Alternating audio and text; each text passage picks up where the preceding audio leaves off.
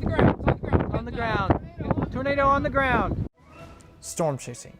Some consider it an extreme hobby for adrenaline rush seekers, while others see it as a science for understanding the mysteries of Mother Nature. But for Purdue meteorology student David Seipel, storm chasing began with a huge interest in weather when he was very young. Well, it was actually quite a long time ago. I remember whenever I went to a golf outing with my grandparents, and Kevin Gregory was there, and he told us all about what he does in his job, what everything entails with weather, everything. And so that's really how I got into weather. He really sparked my interest in it. I always loved whenever storms rolled in, the whole neighborhood knew because I had the video camera outside looking at the storms, reporting, and one of my friends were videotaping me, just commenting on what kind of clouds there were. But I've always had an interest in the weather. I love it.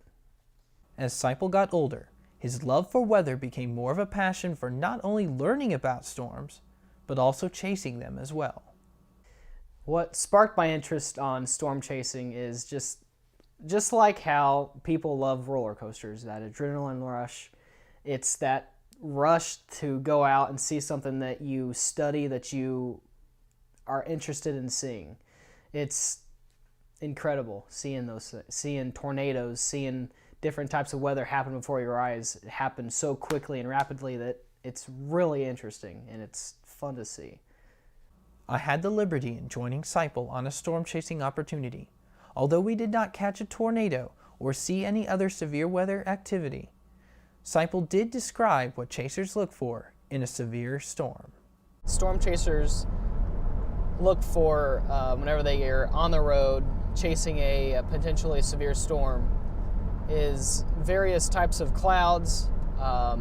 We usually see very high, tall incus clouds, which are very severe storms. They're supercell storms mainly, and they are very known to spit out a lot of hail, a lot of rain, and definitely tornadoes. But before we chase, we figure an area that has the greatest potential for severe weather, whether that be CAPE, which is convective available potential energy, helicity,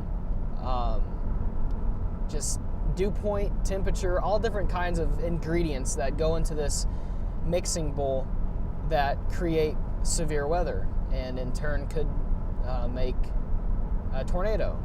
Although Seipel loves to chase, he understands the dangers that come with the excitement of following these storms. This especially hit him hard when an unfortunate accident happened to a tornado researcher during the summer of 2013. A well-known meteorologist in the weather community passed away because he was storm chasing, and this is, according to the National Weather Service, the first recorded death of a storm chaser during a storm. But this happened last May during the El Reno tornado, and they were chasing, and throughout the community, people think he is the safest chaser out there. He's so intelligent, so smart, but the tornado had turned a wicked way, and it hit his truck, and the three people that were in his truck, himself included, did pass away. And after hearing that, the day after, it really sunk in that this is dangerous that we are doing, or what we are doing. Even with the dangers present, Seipel continues to storm chase because he knows there is at least one person whose life can be saved from the power of Mother Nature by the work that he does. So one of the questions that I get from a lot of people off the streets or whoever I'm talking storm chasing about is why I storm chase, or what benefits come out of storm chasing. Well, I tell them, well, I'm doing this because I want to help people become more weather aware.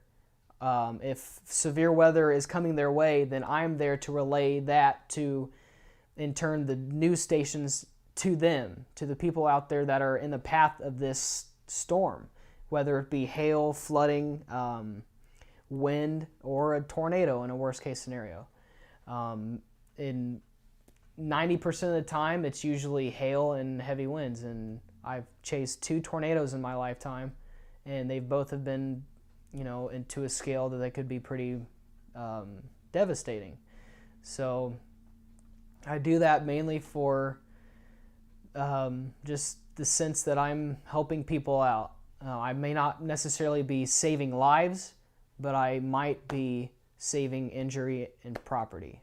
For those wanting to go out and start storm chasing, Seipel has a few words of wisdom about facing Mother Nature head on. A lot of people ask me that should they storm chase? And I always say you shouldn't. You should leave it to people who are knowledgeable about this. Now the National Weather Service does have storm spotter training classes. And I have attended a couple of those, and through knowledge, from what I've learned, from what I've seen, you should let people who know these signs of severe weather be the storm chasers out there chasing these storms. For Fast Track, I'm Josh Gimbel.